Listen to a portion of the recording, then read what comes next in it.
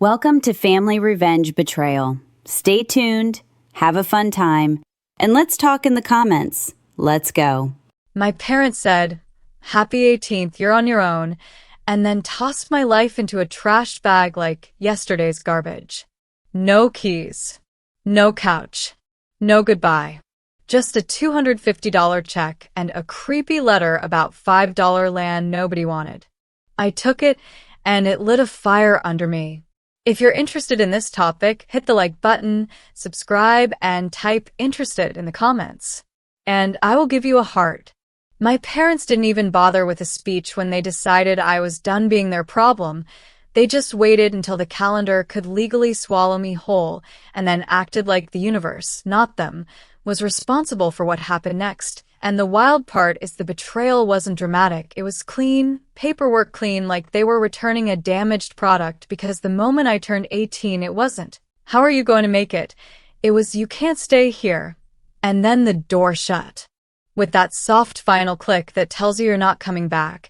And I stood there in March air that felt like wet metal, holding a black trash bag stuffed with everything I owned like I was taking out myself. And in my other hand, an envelope that felt too thin to be important but too official to ignore.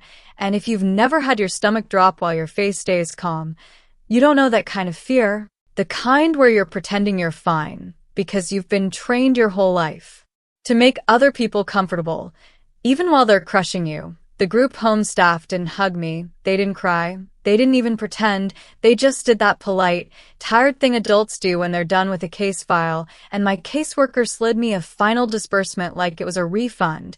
$250, she said, and she said "Happy birthday" the same way someone says "next" at the DMV. And then she tapped the envelope like it was a nuisance she wished she didn't have. To explain, "Probate office sent this, something your grandfather left you." And right then I saw my little sister through the wired glass of the common room window, pressed up against it like she was trying to keep me from disappearing, her hand flat on the pane. And I swear to you, that tiny hand made the whole world feel louder, because I wasn't just walking into homelessness, I was walking away from her. And the system loves rules more than it loves siblings, so we couldn't even do a real goodbye, no "I'll see you tomorrow." No hug, no promise spoken out loud where anyone could hear, just eyes and silence, like we were visiting each other in prison and time was up. I walked because if I stopped I would have broken, and if I broke then the whole thing would have swallowed me. So I kept walking toward the bus station, trash bag cutting into my shoulder, wind finding every hole in my jacket like it had a personal grudge. And inside that station it smelled like bleach and old fries and people who'd been waiting too long. And I sat on a hard plastic bench and finally opened the envelope, and the first thing I saw was a lawyer's letterhead from some town I couldn't pronounce. And I thought, here we go, another adult with a pen who's about to tell me why I don't matter. But then I read it again because it didn't make sense. Because it wasn't money, it was land, parcel 7B, 2.5 acres. Transfer upon payment of outstanding taxes and fees. And at the bottom, like the universe was trying to prank me on my birthday, the number wasn't 5,000, it wasn't 500, it was $5, and my brain did that thing where it refuses to accept reality. Because land isn't $5, a greasy slice of pizza in that station cost almost $5. So I read the line again, slow, like maybe my eyes were the problem, but no, it said what it said. And attached was a grainy photocopy of a satellite image with a smudged square of woods and one long curved structure sitting in the middle like a rusted half-buried pill. And I knew enough from school to recognize a Quonset hut, those old military leftovers people turn into barns when they have land and hope. Except this one looked abandoned, like even the trees were trying to forget it existed, and the logical part of me said this is a trap, a liability, contaminated soil, no road access, something nobody wants. That's why it's $5. But the part of me that was about to be swallowed by the city, the shelters, the cold math of survival, that part grabbed onto the idea like it was a rope, because owning even a broken thing is still different than begging for a spot on someone else's floor. And I'm going to be honest, I almost threw that letter away because I had bigger fires. I needed a job. I needed to save. I needed to fight for my sister before the system chewed her up and spit her out at 18 the way it was doing to me. But then I pictured her 6 years from now standing on those same steps with her own trash bag, her own good luck, and my chest tightened so hard it felt like a hand around my ribs, and I realized my life wasn't just mine anymore. It was a countdown clock for her too, and $5 for a chance at a roof was the kind of gamble poor people understand in their bones. That's when I noticed something else in the letter, a line about having to appear in person. And right then the intercom crackled and called my bus, the one heading toward the city, toward the expected misery, and on a different platform another bus sat with its engine running, destination sign flickering through small-town names, and one of those names matched the lawyer's letterhead, and that's when it hit me. This was the first real choice I'd been offered in years. Not a fake choice between two bad options, but a real fork in the road, and I stood there staring like my feet didn't want to move, because one direction was known suffering, and the other was unknown suffering. And the scary thing is known suffering feels safer, because you can predict it, but unknown suffering has this tiny bright edge called possibility. I walked to the counter and bought the one-way ticket to the town I couldn't pronounce, and the woman behind the glass didn't ask why. She just slid the ticket under like she'd handed out 1,000 escape plans that day, and as the bus pulled away from the station, I watched the gray city dissolve into hills and then into mountains, and I kept touching the envelope in my pocket like it might disappear if I didn't, and the passengers around me were quiet, older faces, tired eyes, the kind of people who don't waste words because life already took enough from them, and I felt invisible in the best way. Like for once nobody was watching me fail. At a rest stop I used a pay phone, and yes, I wasn't supposed to call my sister for 30 days. But rules are easy for people who don't have anyone they're trying to save, and I dialed the number I'd memorized like it was a prayer, and when she answered her voice was small and shaky. "Are you okay?"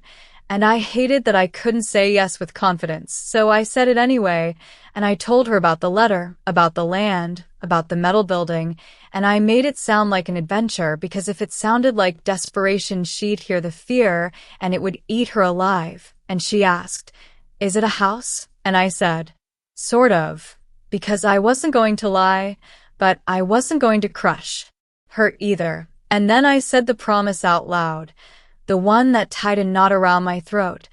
"I'm going to make it a home, and then I'm coming back for you." And there was a pause where she tried to believe me. And then she whispered, "I know," like she was choosing hope because the alternative was too heavy for a kid. And before the line went dead, I told her I loved her, and I meant it like a vow. The lawyer's office sat on a main street that looked like time forgot it, brick buildings, faded signs, and the kind of quiet that makes your footsteps feel loud. And inside it smelled like old paper and furniture polish. And the lawyer, Mr. Finch, looked like he'd been carved out of the same wood as his desk, white beard, glasses low on his nose. And he stared at me like he was trying to see whether I was going to run, and I slid a crumpled $5 bill onto his desk and waited for him to laugh. But he didn't. He didn't even look at it. He just pushed papers toward me and pointed to where I should sign, and my signature looked like a kid's because I was still a kid, just when the law decided didn't deserve support anymore. And then he leaned back and finally gave me the truth like a doctor, giving a diagnosis. No road access, no well, no septic, no power. For all intents and purposes, it's wilderness with a derelict hut. And I asked why my grandfather would leave me something like that, and his eyes flickered like he'd been waiting for that question. And he said my grandfather was private and sentimental, and that he insisted it be offered to me and only me on my 18th birthday. And then he said something that made my stomach flip. "There is another option a developer asked about it last week," and he slid a document toward me. "They'll give you $5,000 for it." And I swear my whole body reacted like somebody waved food in front of a starving dog, because $5,000 wasn't rich. But to me it was a staircase out of the pit. It was first month rent, deposit, job interviews without smelling like bus seats, a chance to start custody paperwork for my sister. And it would have been so easy to take it, so easy to choose the smart option and tell myself I did what I had to do. But then I thought about my grandfather's hands, calloused and steady, the kind of man who fixed things instead of discarding them, and I thought about that promise on the pay phone, and I heard myself say, "I'm not selling," before I even knew I decided, and Mr. Finch raised an eyebrow like I'd surprised him, and he slid an old iron key across the desk, heavy, rusted, the kind of key you don't see anymore. And he said it was for the padlock on the hut, and that my grandfather left it with him years ago, and as he handed me a hand-drawn map on yellowed paper, he said, "Good luck, Mr. Vance." And there was something in his voice like warning and respect mixed together. Now pause for a second because I need to know who I'm talking to right now. Where are you watching from? What city or state?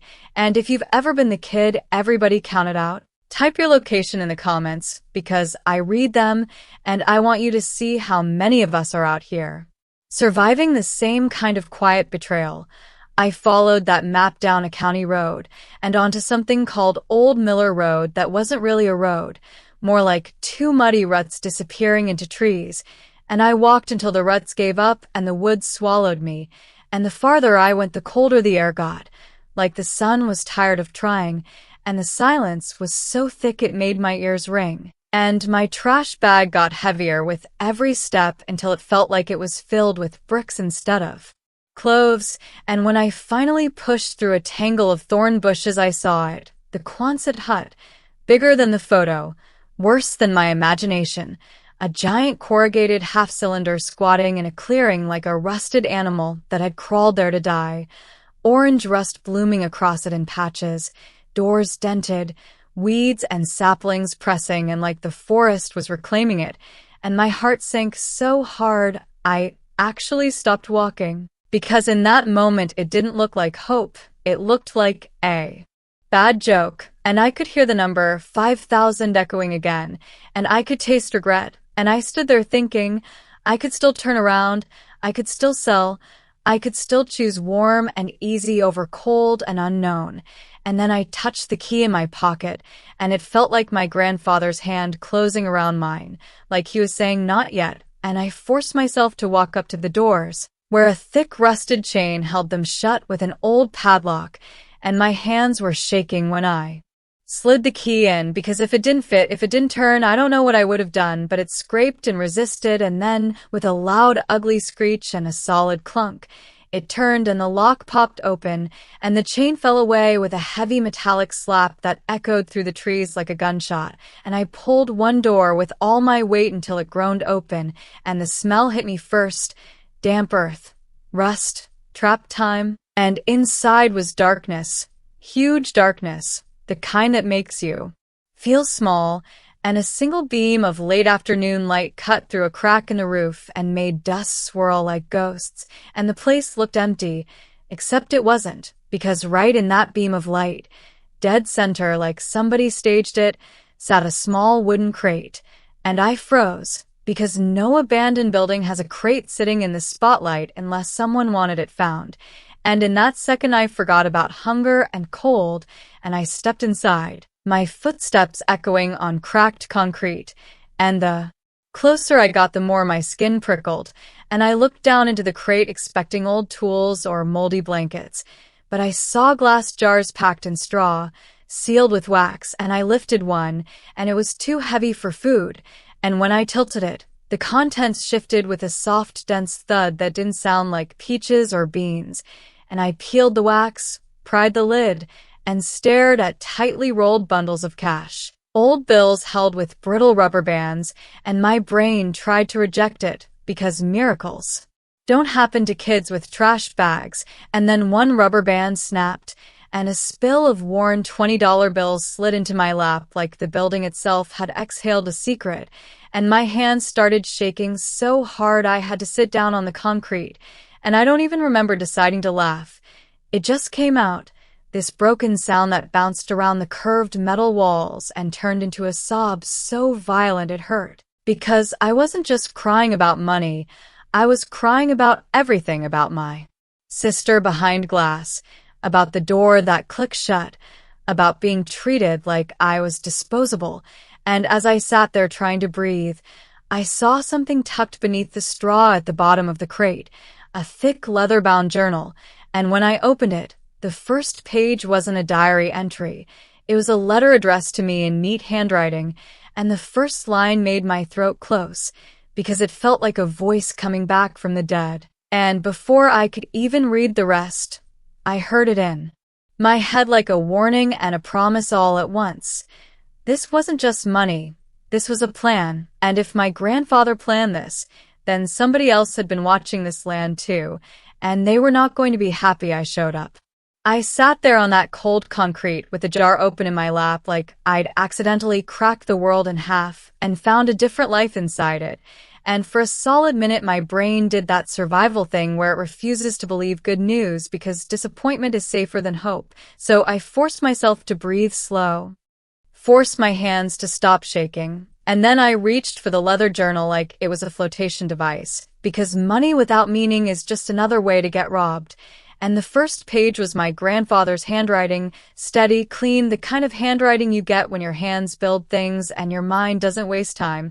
And it said my name like he was standing right there in the hut with me. And the letter started with the kind of line that changes your posture when you read it. If you're reading this, it means you didn't sell. And I swear my throat tightened because that wasn't luck. That was him predicting me, like he knew exactly what kind of trap adults would lay for a kid like me. And then he wrote, "You have your mother's heart and my stubbornness. That combination will keep you alive." And I had to stop and stare at those words because nobody had ever spoken to me like I was built for something, not even the people paid to help me. And then the letter got practical in the way only love can be practical. It said the money wasn't for me to blow. It wasn't for me to flex. It was for me and my sister. And he wrote her name too, like he never forgot she existed even when the system tried to split us into separate files. And he said he sold his house after my grandmother died and lived cheap on purpose. Not because he was stingy, but because he was stockpiling a lifeboat. And I felt heat rise behind my eyes because the whole time I thought we'd been abandoned by every adult. This man had been quietly building a back door out of the cage. Then the letter shifted, and this is where I need you to lean in, because it wasn't just, "Here's money, good luck." It was a warning, and the warning had teeth. He wrote that people would come. People with paperwork and polite voices, people who would offer help and fair deals. And he underlined a sentence twice like he was pounding the table across time. The foundation is the key. Everything starts with the foundation. I reread that line 3 times because it didn't make sense. The foundation was literally the slab of concrete under my feet, cracked and ugly. And what kind of secret hides in a foundation? And then I remembered the lawyer's face when he said persistent, that little edge in his voice like he'd seen these developers before, and my stomach went tight because I realized something ugly.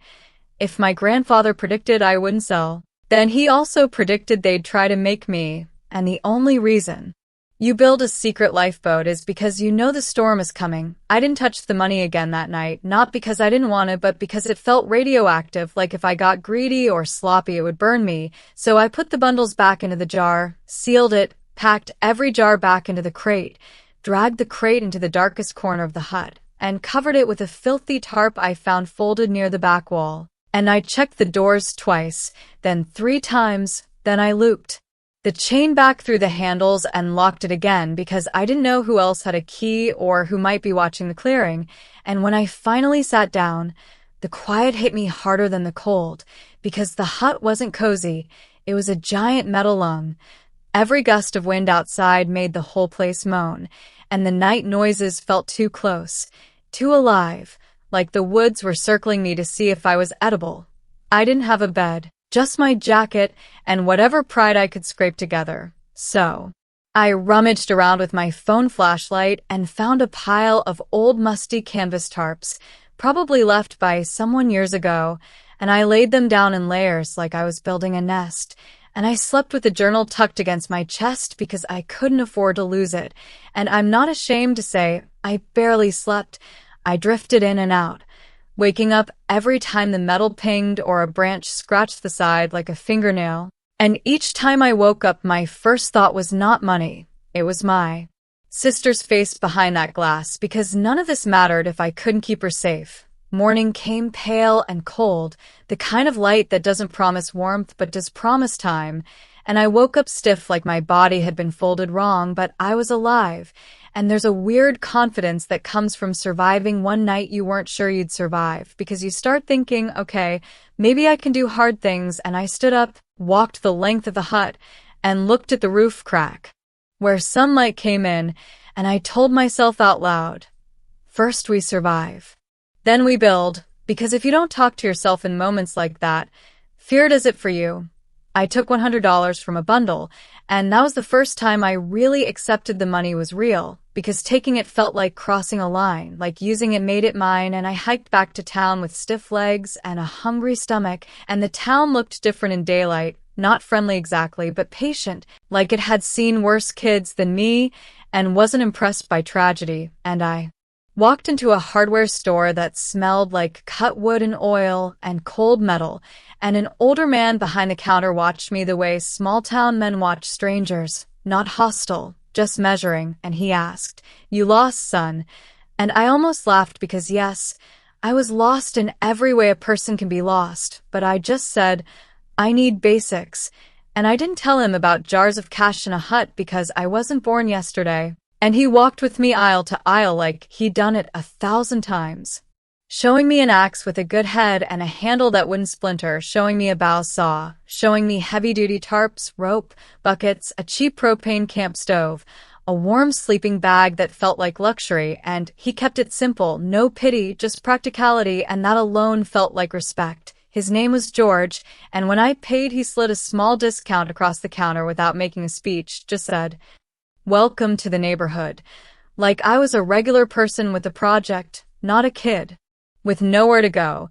And I carried those supplies back like I was carrying a future, and the walk hurt, but it was the good kind of hurt, the kind you choose, the kind that makes your hands dirty and your mind quiet. The next days became a routine.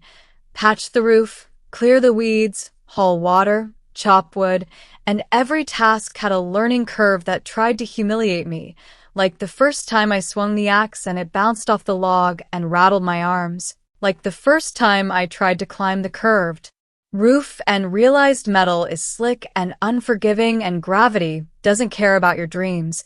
But I kept going because the hut wasn't just shelter now, it was proof, and each small fix was like putting a stitch in a ripped life. I found a stream a quarter-mile away, cold and clear, and I made trips with the buckets until my shoulders burned, and I set up a little corner for food, and I swept the floor until I could see the seam lines in the concrete, and I talked to my sister from a pay phone. Every few days, always short, always careful, telling her about the stove I found in the back, rusted but intact, telling her how I cleaned it with wire brush and patience until it looked like it wanted to work again, telling her how the first time I lit a fire inside it, the warmth rolled through the hut like forgiveness, and she listened like my words were a blanket, and she said, "You sound different." And I didn't know how to explain the change except to tell her the truth. "I'm scared, but it's a better kind of scared," and she whispered, "I'm proud of you." And that hit me harder than any insult I'd ever swallowed, because I realized I didn't just want to rescue her, I wanted to deserve her belief in me.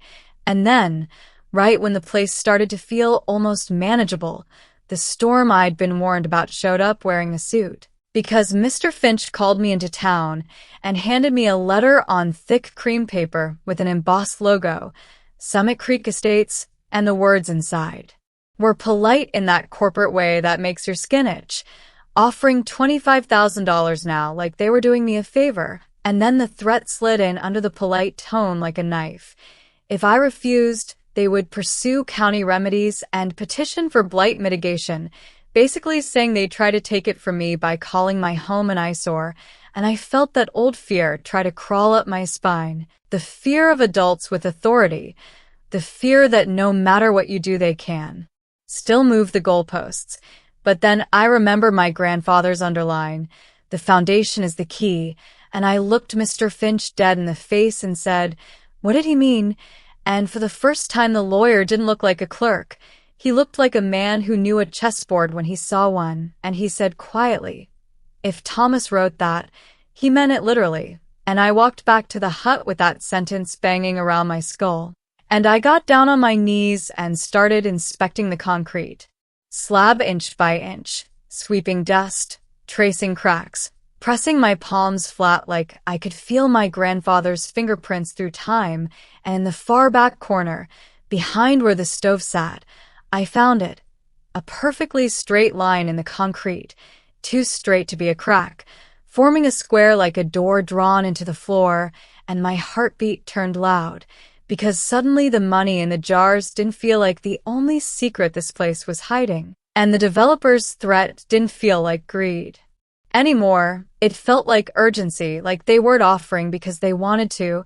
They were offering because time mattered. And as I ran my fingers along that hidden seam, I realized I wasn't just fighting for land. I was standing on top of something they were desperate to get to. And the moment I understood that, I also understood the next part. If I open what's under this foundation, I'm not just opening a door in concrete. I'm opening a war. I stared at that perfect square cut into the concrete like it was staring back.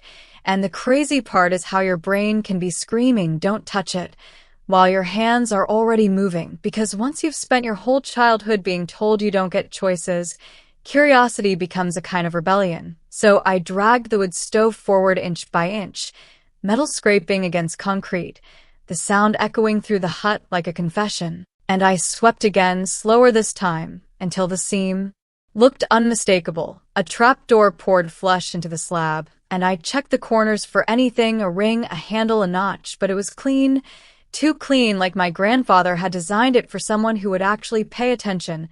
I tried the simplest thing first, pressing down on one edge with my full weight, and nothing moved, so I found a thick timber beam near the back wall, wedged it under the seam at the closest point I could pry, and leaned my body into it, every muscle in my arms shaking like wet rope, and at first it felt like pushing against the earth itself, and then the concrete made this low grinding groan like it had been waiting 30 years to speak, and the slab shifted, just a fraction, enough for my breath to hitch, enough for my heart to start hammering. And then I pushed again, and the slab tilted upward like a heavy lid, revealing a black square hole in the foundation with a ladder made from iron rebar descending into darkness. Cold air rose out of it, damp and ancient, smelling like stone and deep earth, and I actually stepped back on instinct because my body remembered what it meant to be trapped, and that hole felt like the mouth of a story that could swallow me. But I grabbed my flashlight, checked the batteries twice like that would protect me from fate, and I climbed down one rung at a time, gripping the cold metal so hard my knuckles ached. And with every step the hut sounds faded, and the cellar sounds took over. A soft dripping. Somewhere, a faint settling creak in the stones, the quiet pressure of underground space that makes you feel watched by geology. When my feet hit the bottom, the beam of my flashlight landed on walls of fitted fieldstone. Clean work, careful work, the kind of craftsmanship you don't do unless you're building something meant to last. And right there in the center sat a metal lockbox on a stone pedestal, like an altar, and beside it, sealed in a glass jar, was a folded letter, safe from moisture, safe from time, safe for me, and my hands went numb as I opened the jar because I knew before I even unfolded it that this was the real inheritance, not the cash upstairs, not the deed, not the hut, this. The paper crackled when I opened it, and the handwriting hit me like a voice from the dead, and it began, "If you found this, you were paying attention. Good man." And I had to swallow because nobody ever called me a good man before, not at 18, not after foster homes and group rules and case notes that treat you like a problem to be managed, and then the letter turned sharp and specific. He wrote he didn't build the hut on that exact spot by accident. He built it there for what was underneath, and my flashlight beam jittered across the stones as my hand shook, because suddenly Summit Creek Estates felt less like a nuisance and more like a predator that could smell blood. He wrote about his old work on a state geological survey, about mapping shale and granite, about a deep aquifer that ran under this ridge, and he said the survey was buried, quieted, because the state didn't want a water rush. And then he wrote the line that made my stomach drop out of my body. This parcel sits on top of the main reservoir. The water rights were never separated from the deed, because nobody knew the water was there. You don't just own land, you own the water underneath it. And I just sat down on the cold stone floor like my legs quit on me, because now the past month rearranged itself in my head. The lowball offers, the legal threat language, the urgency. It wasn't about a rusty hut. It was about the only thing more valuable than land in America now, a private water source. The kind of thing that turns corporations into bullies and bullies into monsters.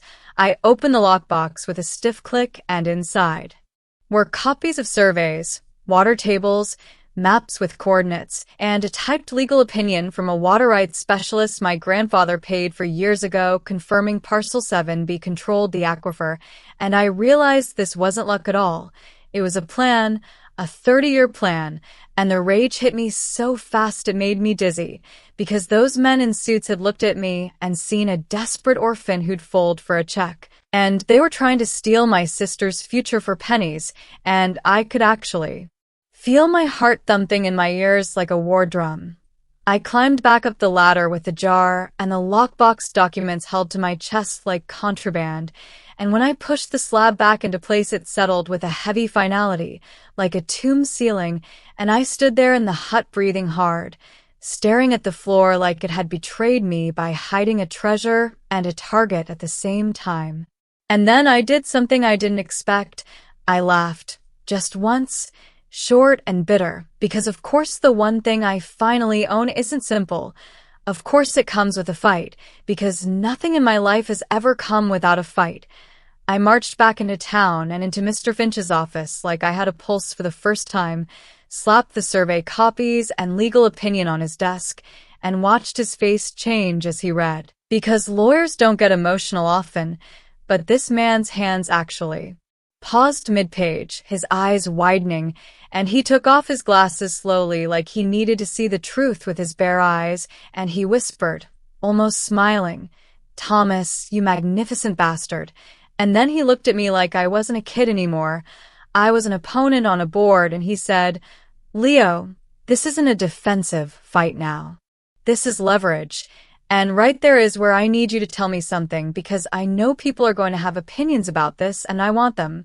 Where are you watching from right now? What state, what city, what country? Drop it in the comments, because I read them. And while you're down there, if you've ever had family fail you, or you ever had to build from nothing, go ahead and join our community by subscribing, because the next few minutes of this story are the kind that make you rethink what power even means. All right, vamos, stay with me. Finch moved fast, not dramatic, just efficient. He said we needed a real water rights attorney, someone who eats corporate threats for breakfast, and he warned me Summit Creek would escalate, because companies don't like being told no by a kid in a flannel shirt. And then he asked the question that cut through everything. Do you want to sell now that you know what it's worth? And the truth is, for one dirty second, my brain pictured it, a check big enough to disappear, an apartment in the city, a lawyer for my sister, a life where I didn't have to haul water in buckets. And then I saw Maya's face in my head, 12 years old at that glass window, and I heard my own promise on that payphone. I'm going to make it a home. And I realized selling would be me doing the same thing every adult in my life did, trading tomorrow for a quick fix today. So I looked Finch dead in the face and said, "I'm not selling, I'm building." And he nodded like he'd been waiting for that answer, and he said, "Then we do this right. Quiet. Documented. Ruthless." And we started. We hired the Albany attorney with part of the jar money, not all of it, just enough, because I was still terrified of spending it like it would vanish if I treated it like it was real. And the attorney started talking in words that sounded like weapons. riparian rights, permits, injunctions, and suddenly I understood the real difference between poor people and rich people. Rich people don't fight with fists, they fight with paper, and paper can crush you if you don't have your own. While the legal machine spun up, I kept working on the hut because the work kept me sane, and every board I measured and cut felt like I was building my own spine. I bought a used generator, wired a few lights, learned grounding the hard way when I got a nasty shock that left my hand tingling for an hour, and I cursed out loud, laughed at myself, and kept going because nobody was coming to save me, and weirdly that was freeing. And then Summit Creek's next move came, not with a phone call, but with a man in a clean jacket who showed up on Old Miller Road pretending to be surveying. And when he saw me, he smiled like we were neighbors, asked how long I planned to camp out here, and I told him the truth in the calmest voice I could manage. I'm not camping. I live here.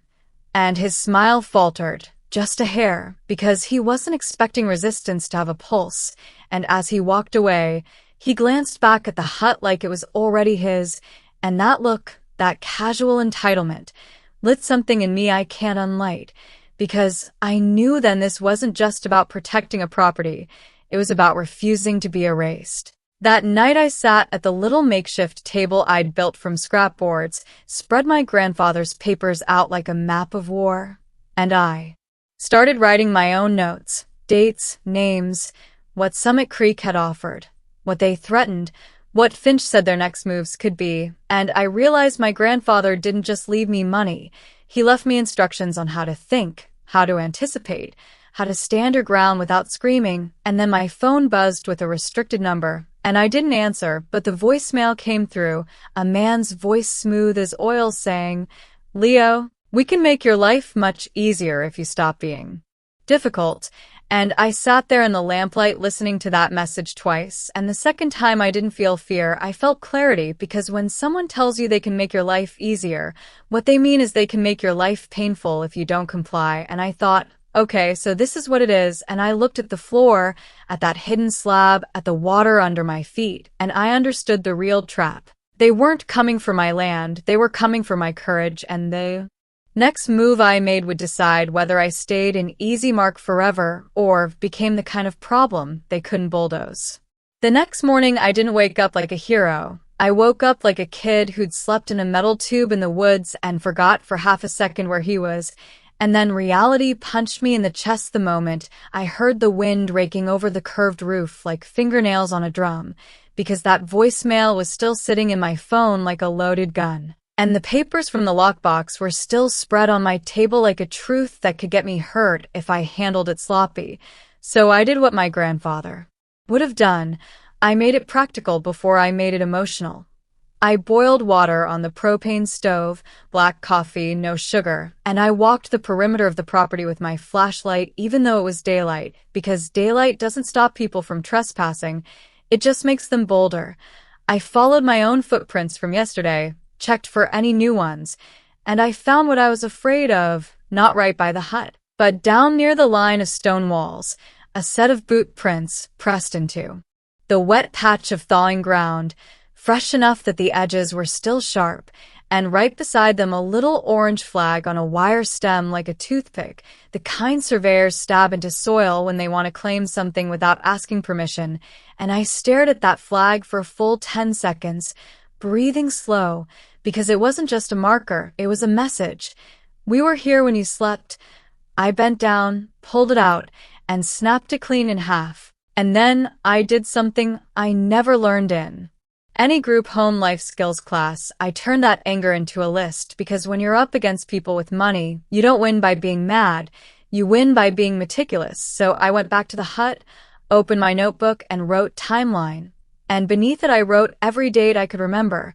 The first lowball offer, the second, the threat language Finch had warned me about, the man on Old Miller Road, the voicemail, and I added trespass markers with today's date and time. And then I took pictures of the broken flag with my phone next to a tape measure, so it couldn't be dismissed as random litter. Because the moment you turn your life into evidence is the moment bullies realize you're not playing the same game anymore. I hiked into town carrying the folder like it was an organ. And the hardware store bell jingled when I pushed the door open, and George looked up from behind the counter like he'd been expecting me, not because I told him anything, but because small-town men can read fear and purpose the same way they read weather, and he said, "You look like you didn't sleep," and I told him the soft version.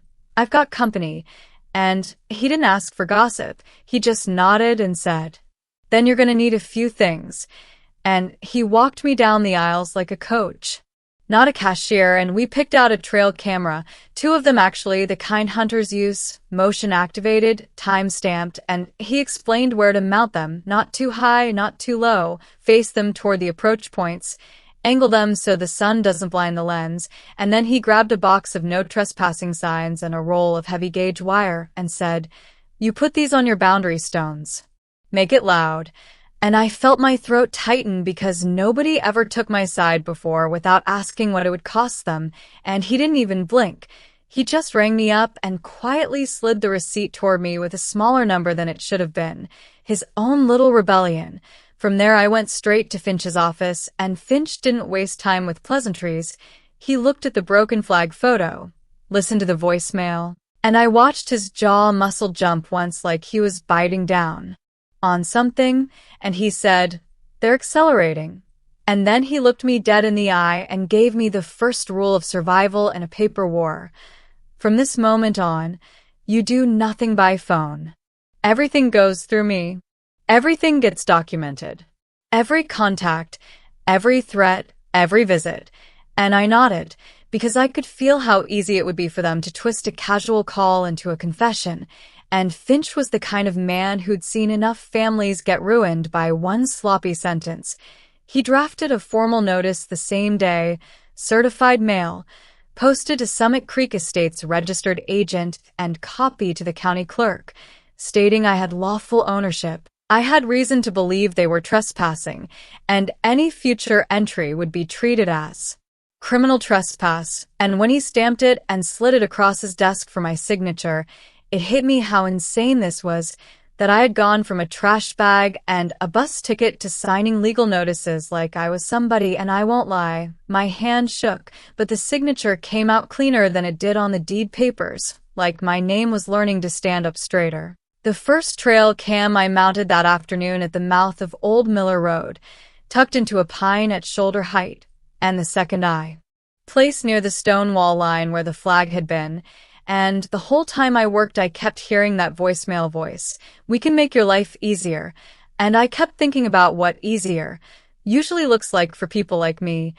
Getting shoved out quietly, getting tired, taking the check, disappearing. So I refused to disappear. I made myself visible in the way that matters, with signs and cameras and letters and a folder that could walk into a courthouse without me and still speak. 2 days later, Summit Creek responded. Not with an apology, not with respect, but with a thicker envelope delivered to Finch, full of legal language and fake politeness, essentially saying they regretted any misunderstanding and denied unauthorized entry. And then the real knife.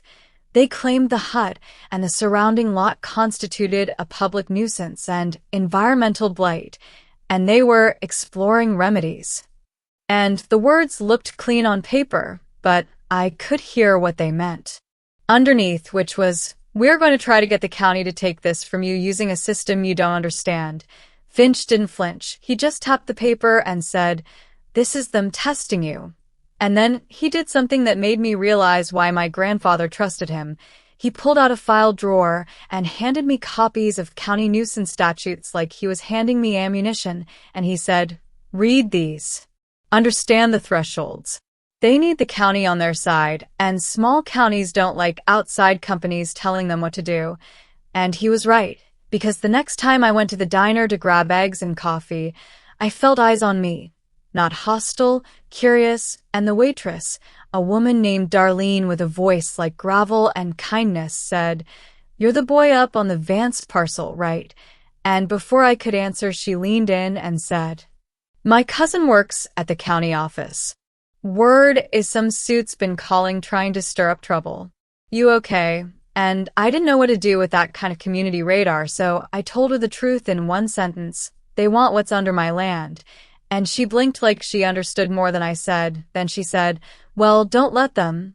Like it was the simplest thing in the world, and I almost laughed because for the first time in my life, "Don't let them" didn't sound like a motivational poster, it sounded like a plan. That afternoon, I got the first useful trail cam hit. 3 images. Time-stamped. A black SUV creeping down Old Miller Road. Stopping, a man stepping out, scanning the woods like he owned them, and then bending down near my sign, as if reading it. And the second camera caught 2 men at the stone wall line, one holding another orange flag, the other looking straight toward my hut. And when I saw the second man's face, I felt that cold clarity again, because it was the same guy who'd smiled at me on the road pretending to be surveying. And now I had proof he wasn't just some random wanderer, he was a pattern, and patterns are what courts believe. Finch's water rights attorney arrived in town the following week, a woman named Nadia Torres with sharp eyes and a calm that made everybody else seem emotional, and she spread my grandfather's documents out on Finch's desk like they were sacred texts, and she said, "Your grandfather did you a favor by being obsessive." And then she started drawing lines on a legal pad, explaining water rights like she was translating a foreign language into something I could fight with, and she told me the ugly truth. They'll try to argue you don't have the capital to develop the water, so you should sell. They'll try to scare you with permits. They'll try to isolate you. The goal is to make you tired. And I said, "I've been tired since I was 12. And she actually smiled at that, not pity, recognition, and she said, "Good. Then you're already trained." And she drafted the counterstrike, not loud, not viral, not dramatic, just lethal, a notice of potential litigation for harassment and tortious interference, plus a request for preservation of evidence, meaning if they deleted emails or destroyed internal notes, it could burn them later. And I loved how quiet power worked, how it didn't need to shout. That night back at the hut, I sat by the stove watching the fire chew through logs I'd chopped myself, and I called Maya from the payphone because my head was too full, and she answered like she'd been holding her breath, and I told her, "Something's happening out here," and she said, "Are you in trouble?" And I wanted to lie and say no, but I didn't. I said, "Yes, but it's the kind of trouble that means we might actually win." And she was quiet for a beat, then she whispered, "I hate them for making you do this." And that belief hit harder than any check could have, because it made me realize I wasn't fighting Summit Creek anymore. I was fighting the old version of my life that told me I should settle for scraps. The very next morning, Finch called me and said, "They want a meeting." And my stomach dropped because a meeting sounds civil until you remember it's just another battlefield. And then he added, 2 representatives. Big suits. They ask that you be present. And I stared at the hut walls, at the rough framing I'd built with my own hands, and I could almost see my grandfather standing there in the corner, silent, stubborn, watching, and all I could think was this: they're not meeting me because they respect me. They're meeting me because they're scared of what I found, and if they're scared now, it means the next thing they offer is going to sound like salvation. And that's exactly when you can make the most dangerous mistake of your life. I walked into Finch's office, and the first thing I noticed wasn't the suits. It was the smell, that expensive cologne mixed with printer toner and old wood, like money trying to cover up paperwork. And those 2 men were already seated like they'd owned the room for years, back straight, hands folded, smiles calibrated, the kind of smiles that don't reach the eyes because the eyes are busy measuring you. Finch didn't offer them coffee, which I respected, because coffee is what you serve guests. And these weren't guests, they were pressure in human form, and Nadia Torres was there too, sitting quietly with a legal pad, calm as a surgeon, and when I stepped in wearing my flannel and work boots, I felt that old familiar sting of shame try to crawl up my throat.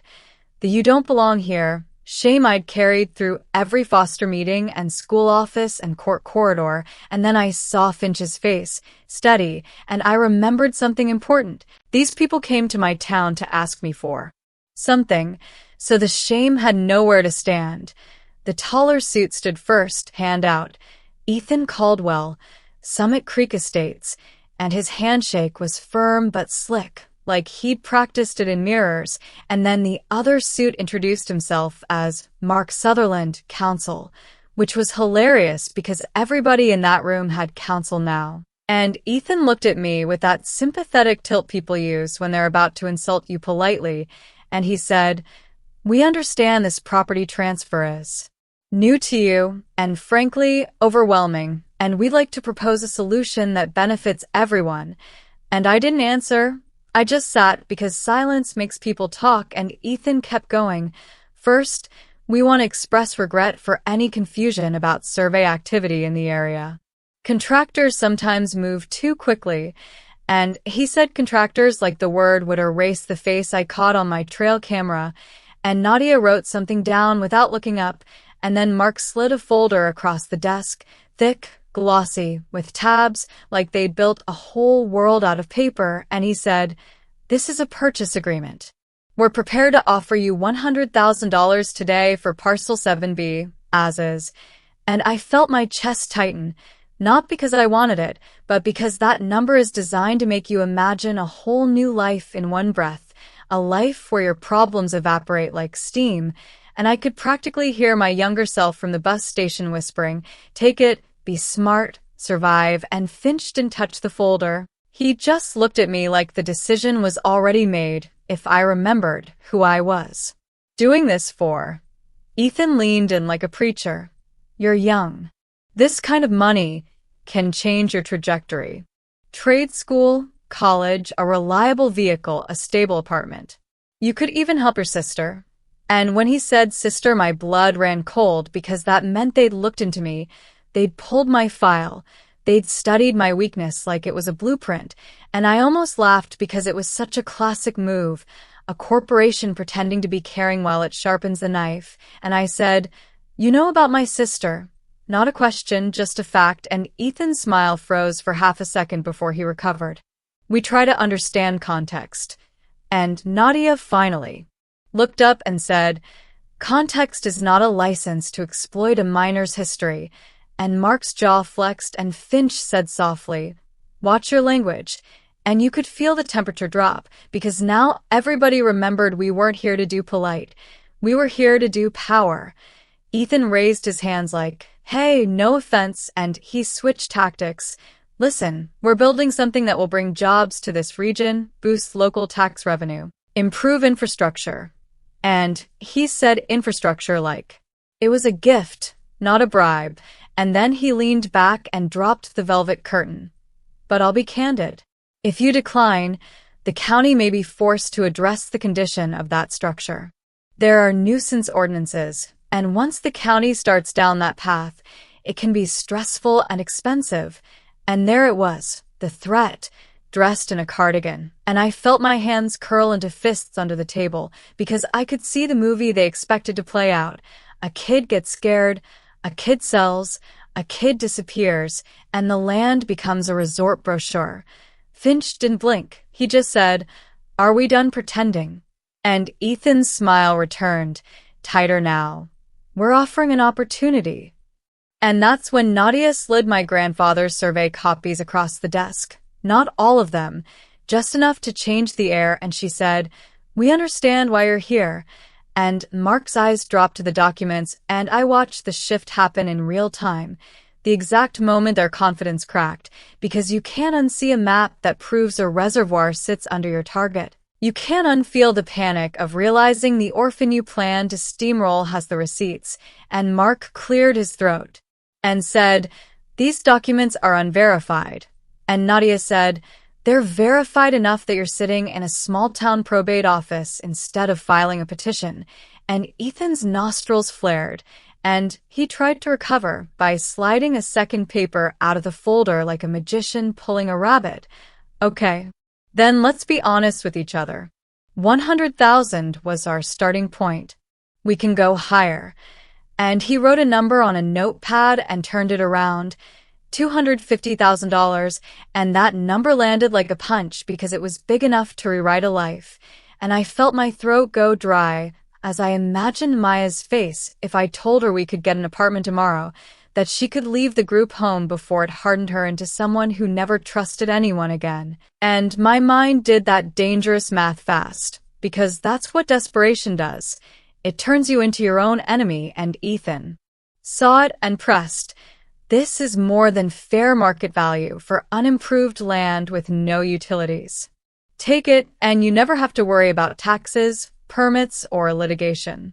You can move on. And I stared at that number and thought about what move on actually means. It means you trade something permanent for something temporary. You trade your foundation for a payout and you tell yourself it's responsible, and then 10 years later you're still renting, still paying someone else's mortgage, still looking for a place you can't be kicked out of.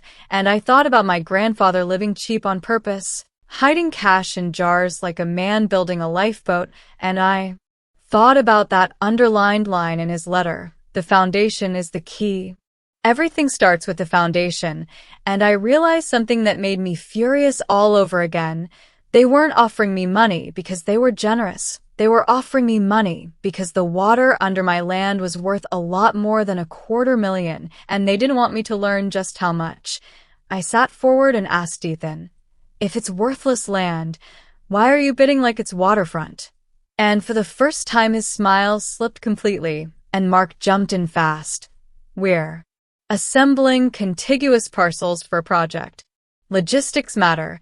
And Finch let out the smallest sound, almost a laugh, and he said, "You're insulting this room." And then Nadia did something I loved. She didn't argue. She just asked one clean question that cornered them. Do you intend to extract water for commercial use? And Ethan paused, and that pause was everything. Because if he said yes, he admitted motive, and if he said no, he lied on the record to a lawyer who could make it painful later. So he said, "We haven't finalized all operational details," which is corporate for yes, and Nadia nodded like, "Thank you for confirming," and Finch leaned back, finally comfortable, because now the masks were off. Ethan tried one more time, softer, like he was doing me a favor. "Look, kid, I get it. You want to feel like you finally own something. But ownership comes with burdens. You don't have a road. You don't have a well. You don't have the resources to develop anything meaningful out there." And he said kid like a slap, and the old me would have shrunk, but I didn't, because I wasn't the kid on the steps anymore. I was the guy who patched a roof with his own hands and hauled water until his shoulders screamed and installed a stove that kept the darkness out. And I said, "I have enough resources to say no." And Finch slid a document across the desk, already prepared. And he said, "Here are our terms," and Ethan blinked. Terms, like he couldn't compute that I had any, and Finch's voice stayed mild, which made it colder. "You can stop the nuisance threats. You can stop the trespass. You can stop contacting my client directly. If your company needs utility routing across any boundary near Parcel 7B, you submit a formal request, and you pay for an independent hydrogeology assessment performed by a firm chosen by us, not you." And Mark's face tightened. "That's unreasonable." And Nadia cut in.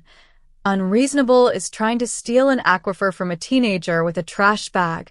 And the room went silent for a second, because it was the first time someone said it like that out loud, plain language, not legalese, and I felt something in my spine straighten, because that was the truth I'd been choking on since the voicemail, and Ethan's smile returned, now sharp. "You're making a mistake."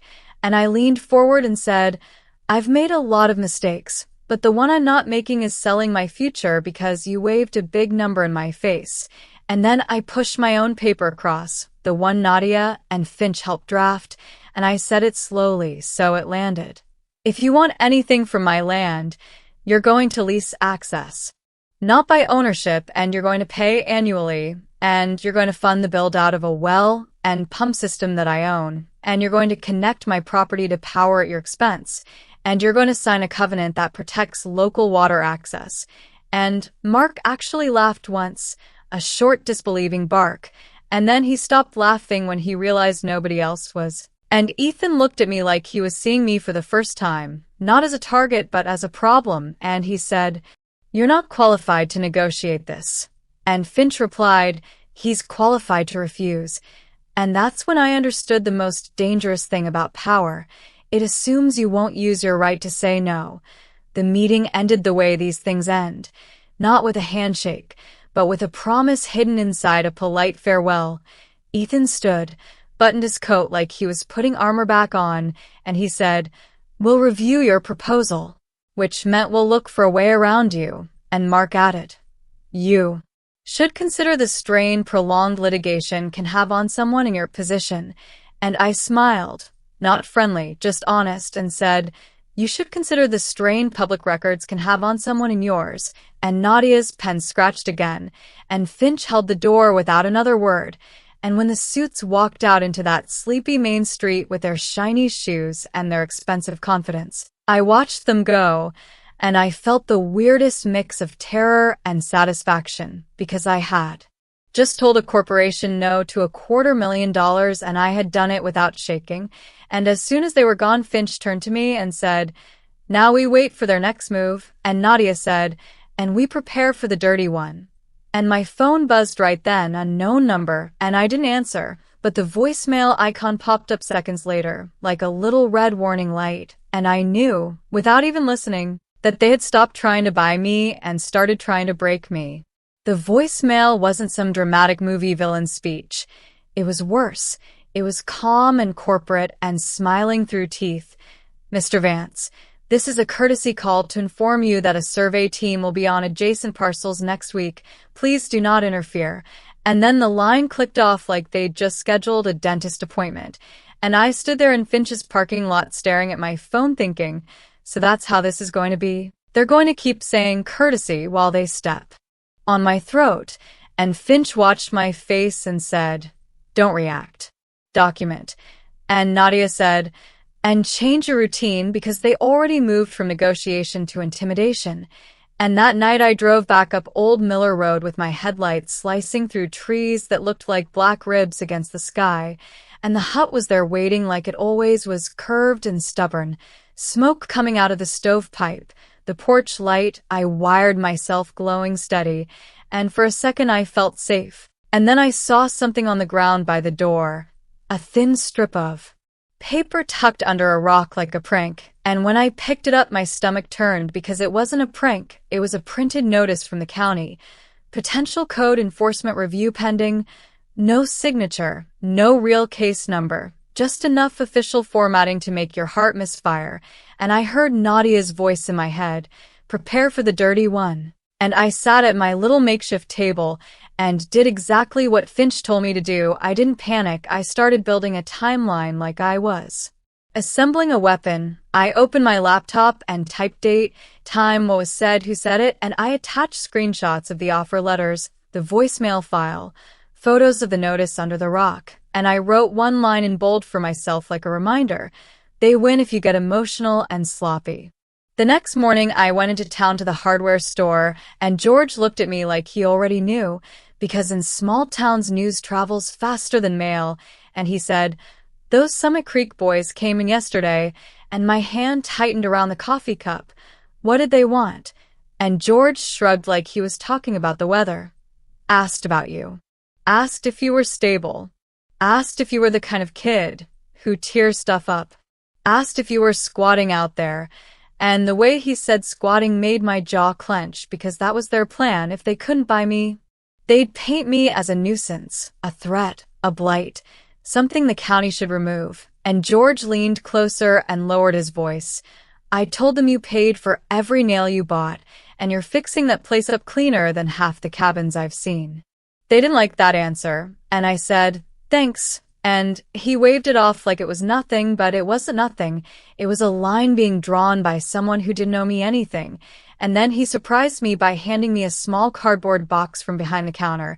Inside was a cheap but sturdy trail camera and 2 sets of batteries, and he said, "Put this up by your access point. If they accidentally wander, you'll have it." And I stared at him because generosity from strangers still felt suspicious to me, and he must have seen that on my face because he said, "Kid, people like that come in here like they own the air. They don't. And I don't like bullies." And I almost laughed because the thing about being raised without stability is you assume power is always somewhere else. And here was George, a man who sold bolts and saw blades, casually reminding me that power is also the people who decide to stand with you. I hiked back and mounted the camera in a pine overlooking the faint track that served as my road. Then I took Nadia's advice and I changed my routine. I stopped making my payphone calls on the same days. I didn't leave supplies stacked where they could be tampered with. I put my important papers in a lockbox and the lockbox in the hidden cellar, and I started doing something I'd never done before. I started acting like I was worth protecting, and that sounds simple until you've spent your whole life being treated like a temporary problem. 2 days later, the intimidation went from paperwork to theater. I heard engines in the distance, not one, two, and when I crept to the edge of the clearing, I saw a white pickup and a black SUV parked where Old Miller Road faded into brush, and 3 men were walking toward the property line with fluorescent vests and clipboards like costumes, and I didn't run at them. I didn't yell. I stood on my porch with my phone recording, and I waited, and when they got close, one of them lifted a hand like, "We were neighbors." "Morning," he called, friendly as anything. "We're with Summit Creek's environmental consultants, just doing some routine sampling." And I said, "You're on my property." And he smiled wider. "No, sir, we're on adjacent parcel." And he took one more step forward, and the trail camera by the access point clicked quietly, and I held my phone up so he could see himself on screen, and I said, "Turn around. Now." And that's when the second man, older, eyes hard, said, "You can't stop us from doing our job." And I said, "Sure I can. Trespass is not a job." And then the third man tried the move they always try, the moral shaming move. "We're trying to bring jobs here, son. You're making it difficult." And I felt that hot anger rise, because they love turning your boundary into their victim story. And I said, "You can bring jobs without stealing water." And his smile vanished so fast it was almost funny, and he said, "I don't even know what you're talking about." And I said, "I know enough to call the sheriff, and I know enough to file a complaint with the county using your license plate numbers, which I already have."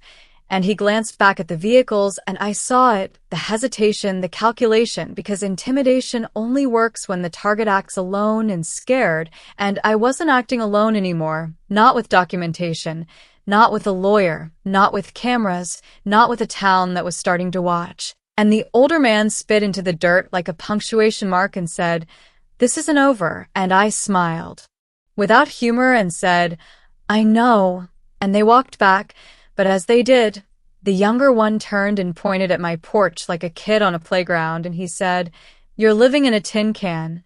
And that should have hurt me. It should have pressed the old shame button. But instead I looked at the hut behind me, the stove warmth inside, the walls I framed, the bed I built, and I realized something that made my throat tighten. I'd rather live in a tin can I own than a palace, where I'm disposable. That night Finch called me, and his voice was tight. They filed an official nuisance petition, and my stomach dropped, and he continued, "It's garbage, but it triggers process.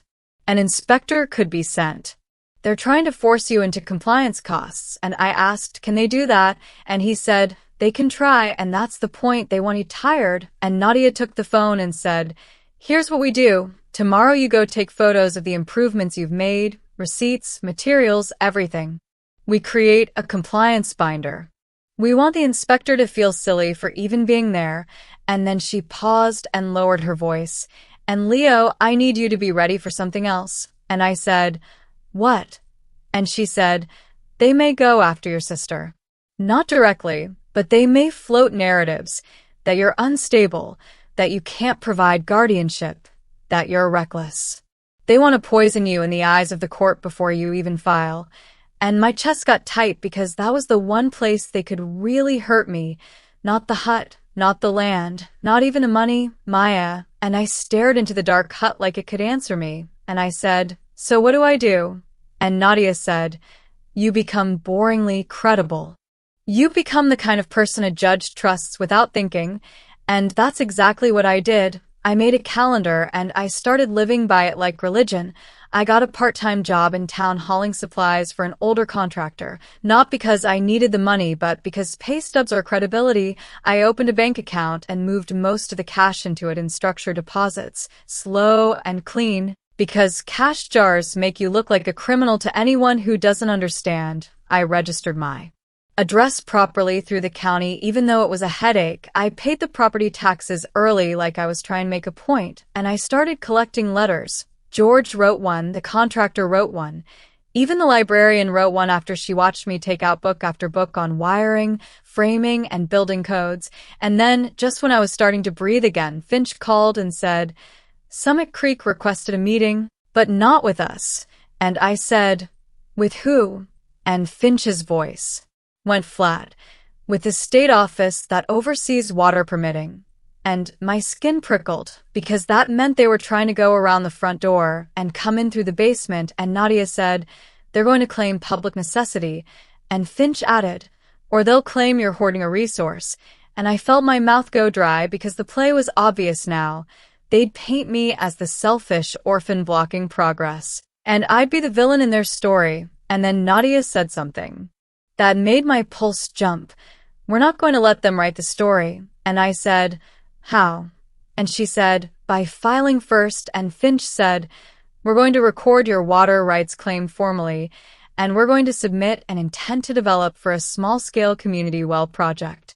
Even if it's early stage, it shows purpose, not neglect, and I stared at the phone like, this is real.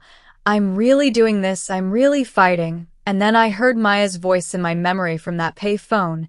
Does it have a roof? And I felt my eyes sting because every move Summit Creek made was supposed to make me feel small and alone. And instead it kept reminding me why I couldn't afford to be small anymore. And as I hung up, my trail camera sent a new alert to my phone. A blurred image in the dusk, a figure near my boundary line, not wearing a vest this time, just standing there like they were counting the distance from my porch to the trees, and the timestamp was only 5 minutes old. And I grabbed my flashlight and stepped outside, and the woods were quiet, too quiet. And somewhere out there a branch snapped, and I realized with a cold clarity that the next move wasn't going to be a letter or a meeting, it was going to be something that happens in the dark where nobody is supposed to see. The branch snap wasn't a deer, it wasn't wind, it was deliberate. The kind of sound someone makes when they want you to know they're there, but they don't want you to know where.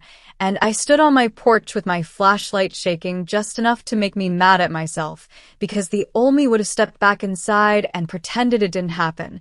But the new me had learned that pretending is how predators win. So I did what Nadia drilled into me like a mantra. I didn't chase into the woods like an idiot.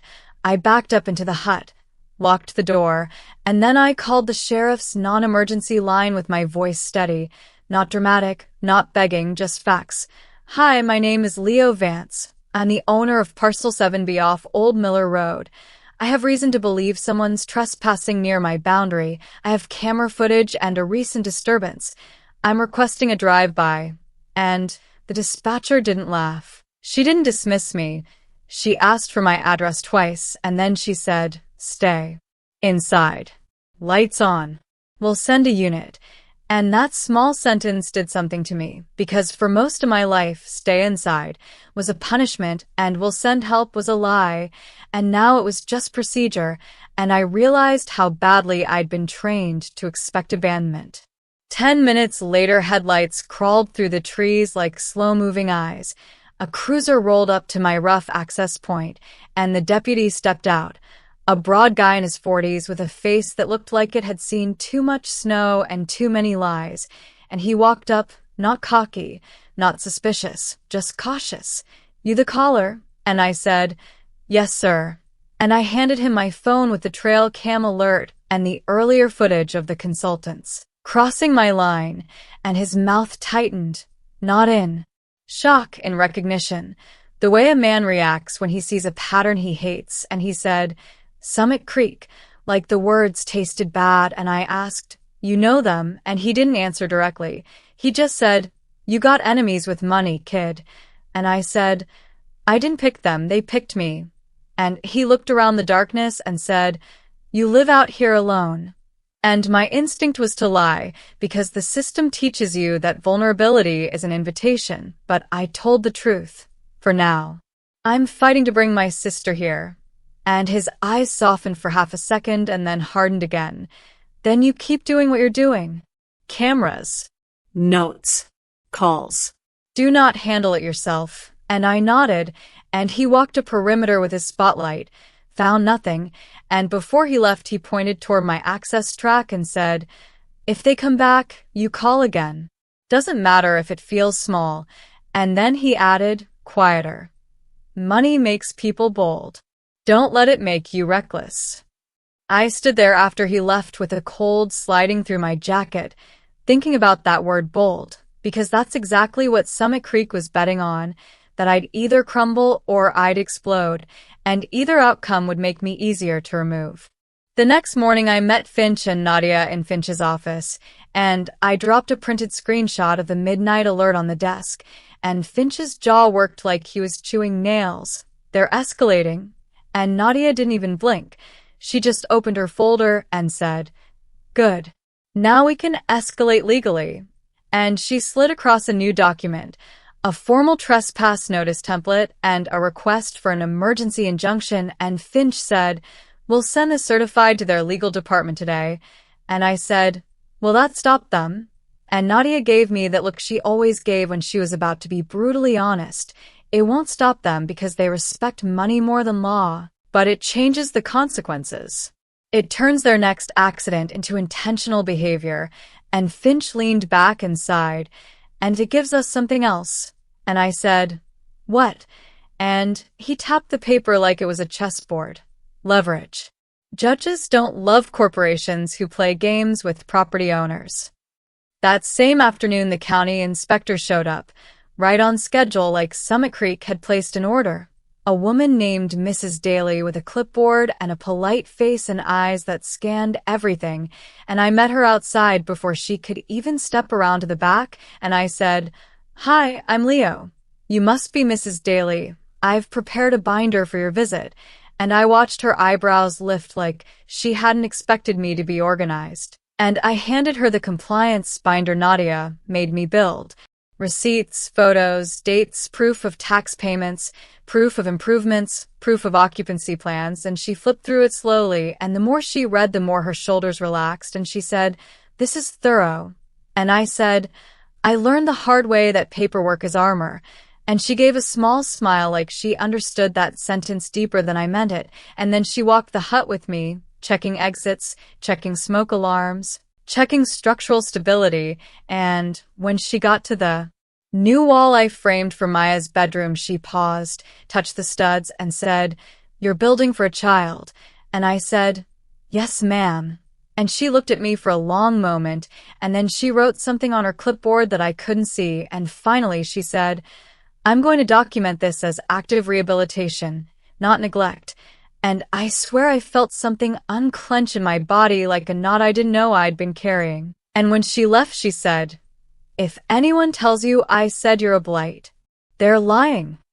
That night I called Maya and didn't tell her the scary parts, but I didn't lie either. I said, "People are pushing," and she said, "Are you okay?" And I said, "I'm steady." And she went quiet, and then she said, "I hate them." And I wanted to tell her to be bigger, to be kinder, but that's what adults always say when kids get hurt, and it teaches them to swallow themselves. So I said the truth. I do too sometimes. And then I softened it because she still needed hope, but hate doesn't drive. The truck, okay. We drive it, and she whispered, "Okay." And then she asked, "Is my room real?" And I smiled even though my eyes burned. "It's real." I measured it twice, and she laughed, and that laugh was gasoline because it reminded me this wasn't about land or money. It was about building a place where she could laugh without asking permission. 2 days later, Summit Creek's water permitting meeting turned into a different beast. Finch got a copy of their filing request, and it was exactly what Nadia predicted. They were pitching community development and public necessity, trying to frame my water as if it was theirs to manage, and Finch called me in and said, "They want to paint you as a hoarder." And I said, 18 and they're calling me a hoarder. And Finch snorted, "Welcome to rich people logic." And Nadia pointed at a paragraph and said, "Here. They're implying you're unstable because you're young and you live off-grid." And I felt heat crawl up my neck. So, what? They get to take it because I'm not old enough to look respectable. And Nadia said, "Not if we make you impossible to dismiss."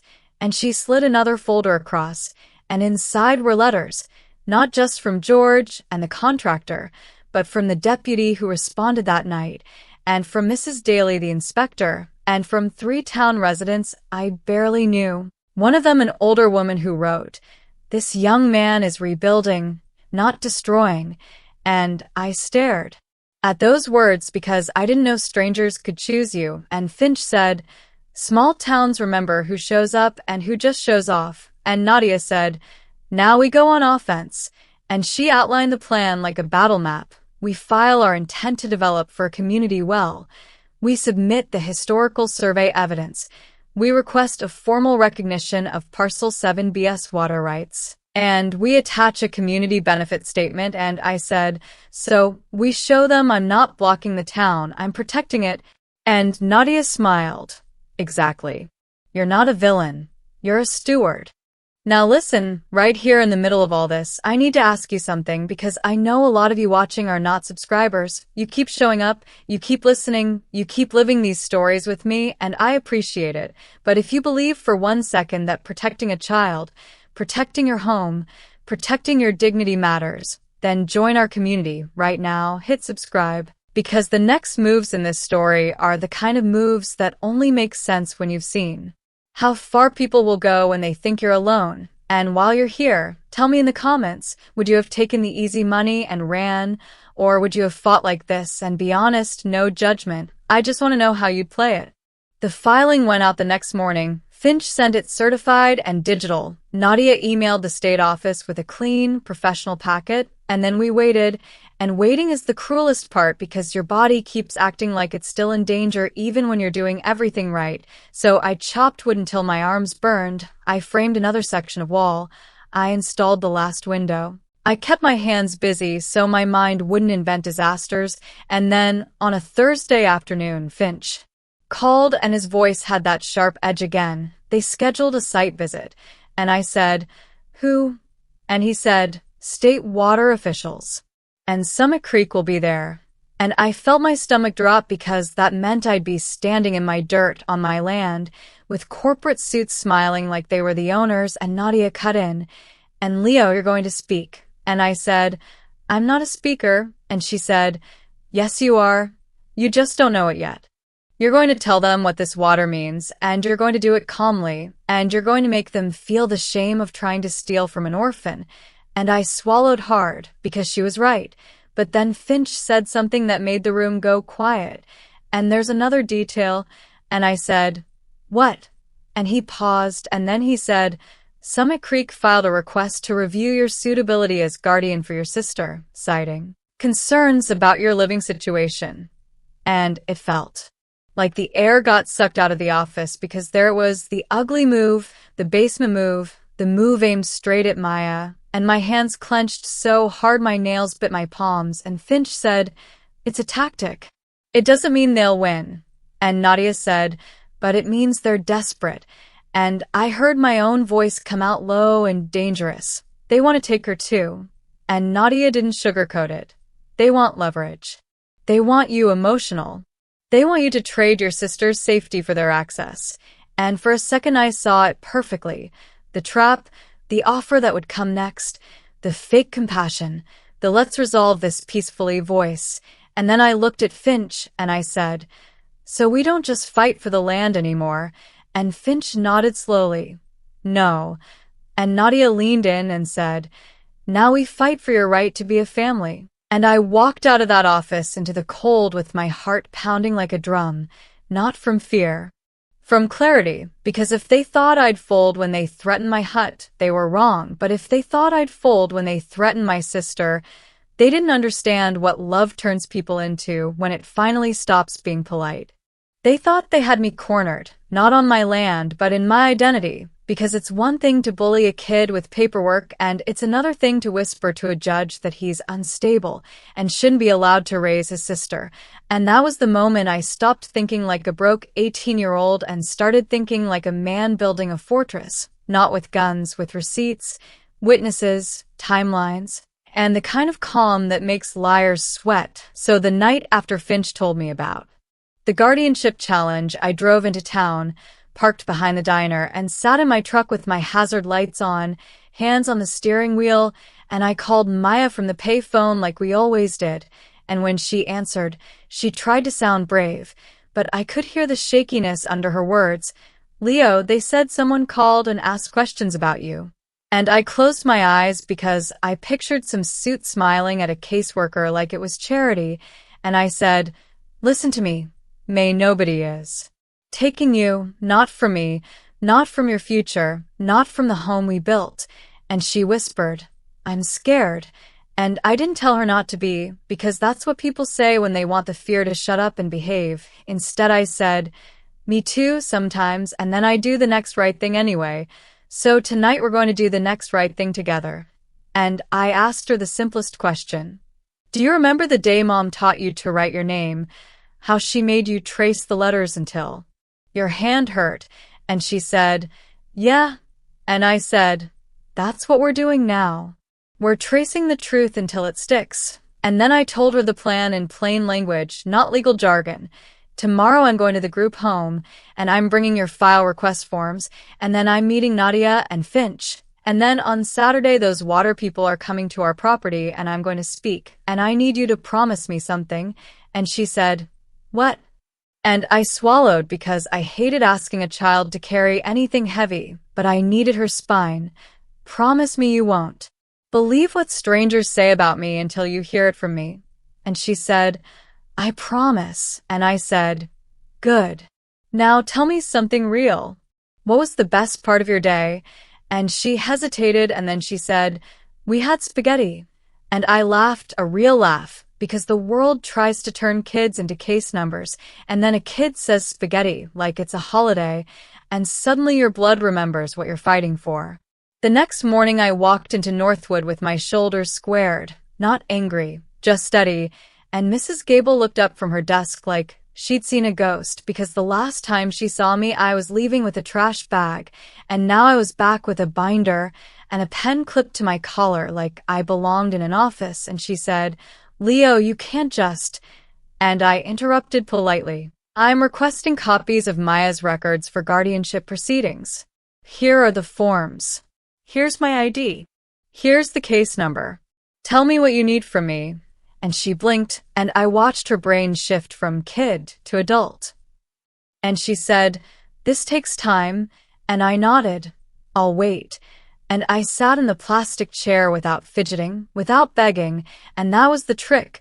I learned that the world treats you like you act, so I acted like I had time, like I wasn't desperate, like I wasn't terrified. And eventually she came back with a packet and said, "Softer. You're doing good." And I didn't even know what to do with that sentence, because compliments used to feel like traps, but I took it and I said, "Thank you." And I left with Maya's paperwork in my arms like it was sacred. Saturday came fast, the kind of day where your stomach is tight from sunrise, and I woke up early, swept the porch, checked the locks, checked the trail cams, made coffee strong enough to wake the dead, and then I did one more thing Nadia told me to do. I laid out my truth kit on the kitchen table inside the hut: deed copies, tax receipts, the geological survey proof, the trespass notice, the inspector's rehabilitation note, my construction receipts, and a printed photo of Maya and me from the county fair, not for pity, for grounding, because when you're about to face people who speak in polished lies, you need something real in your line of sight. The state water officials arrived first in a plain SUV, two of them, clipboards, boots that had never seen mud, and they introduced themselves with careful smiles. And then the Summit Creek convoy rolled in like a parade, a black truck, a white SUV, and two men in clean jackets stepping out like they were showing up to inspect property they already owned. And the lead one extended his hand to me like we were friends. "Leo, right? I'm Brent. We're excited about what we can build together. And I shook his hand because refusing would look emotional, and I said, I'm excited about protecting what's already here, and I watched his smile twitch for half a second. We walked the land. I pointed out the boundary markers I'd placed. I pointed out the stream and the slope and the stabilized area. I answered questions calmly, and Brent kept trying to slide in little comments. It's a lot of responsibility for someone your age. Must be lonely out here.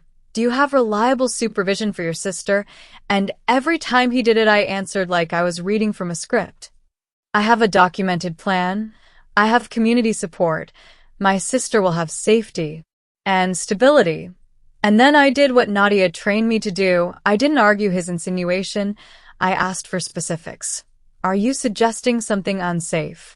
If so, please state it on record for the officials. And suddenly Brent got very careful, because bullies hate daylight. Then one of the officials asked the question that mattered. Why won't you sell? This offer is substantial. And I looked at Brent, and then I looked at the officials, and I didn't make it about greed. I made it about principle, because selling isn't a plan. It's an exit. And I pointed toward the hut. I didn't get a home handed to me. I built one. For me and my sister. And I saw Brent's eyes roll just slightly, like, here comes the sob story. And that's when I switched gears. And because the water under this land isn't a toy for whoever shows up with the biggest check, and I opened my binder and handed the official the survey documents and the legal opinion, and I said, this aquifer is why you're all here. Summit Creek knew it. They just assumed I didn't.